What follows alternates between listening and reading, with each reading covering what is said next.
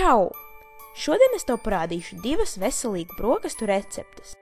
Vasarā brokastu gatavošanai es vienmēr atvēlu vairāk laika. Lai pagatavotu šīs vegānu pankūkas, tev vajadzēs 1 glāzi auzu pārslu, 1 glāzi mandeļu pienu, 1 banānu, 1 ēdamkarotu brūnā cukuru un, ja vēlies, nedaudz kanēli. Virtuves kombainā vai blenderī ieber auzu pārslas un sasmalcina tās līdz diezgan rupjiem miltiem. Protams, ja vēlies, vari sasmalcināt tās daudz smalkāk, lai būtu viendabīgākas pankūkas.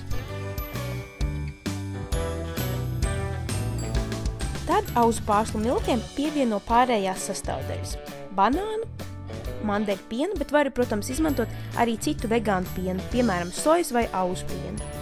Tad pievieno arī cukuru un kanēli. Visu kārtīgi sablendē, līdz veidos viendabīga pankūku masa. Tad karstā pannā, kur ietaukot kādu taukvielu, es izmantoju kokosriekstu sviestu, cep pankūkas. Esmu sapratusi, ka šīs pankūkas vislabāk sanāk, kad tās gatavo nelielas un ļoti plānas. Man tās patīk cept nedaudz ilgāk kā parastās pankūkas, jo savādāk tām ir diezgan mitrs vidus. Vislabāk man šīs pankūkas patīk pasniegt ar kļavu sīru un kādiem augļiem vai ogām. Kurš būtu domājis, ka tik veselīgas pankūkas var būt arī garšīgas? Šo receptu atklāja, kad pie manis ciemojās draudzene, kur ir vegāns. Links uz oriģinālo recepti ir video aprakstā. Mans visu laiku mīļākais brokastu ēdiens pavisam noteikti ir smūtiju bļodiņi.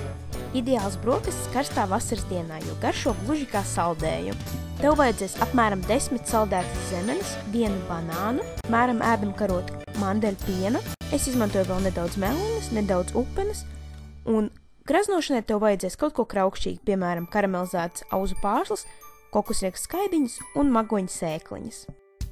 Apmēram pusi banānu sagriez skaistās šķēlītēs, ar kurām pēc tam dekorēs savu bļodiņu. Tad blenderī liec zemenes, atlikušo banāna pusi, upenes un melenes.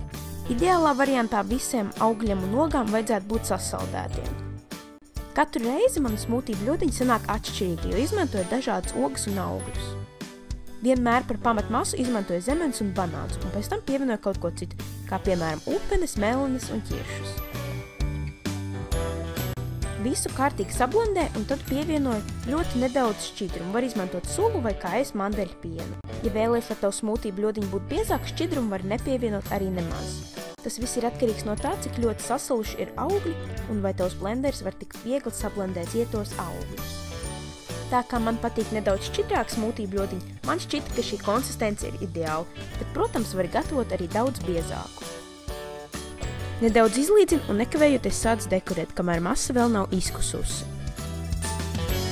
Vari arī nedekorēt, taču obligāti vajag pa virsu kaut ko kraukšķīgu, piemēram, musli vai karamelizēts auzu pārslas.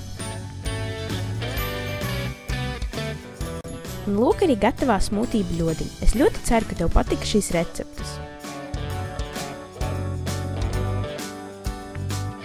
Ja pagatavo šo vai kādu citu no manām receptēm, neaizmirsti nofotografēt, ielikt Instagramā un izmantot #BetijsRecepte. Uz tikšanos nākamajā video!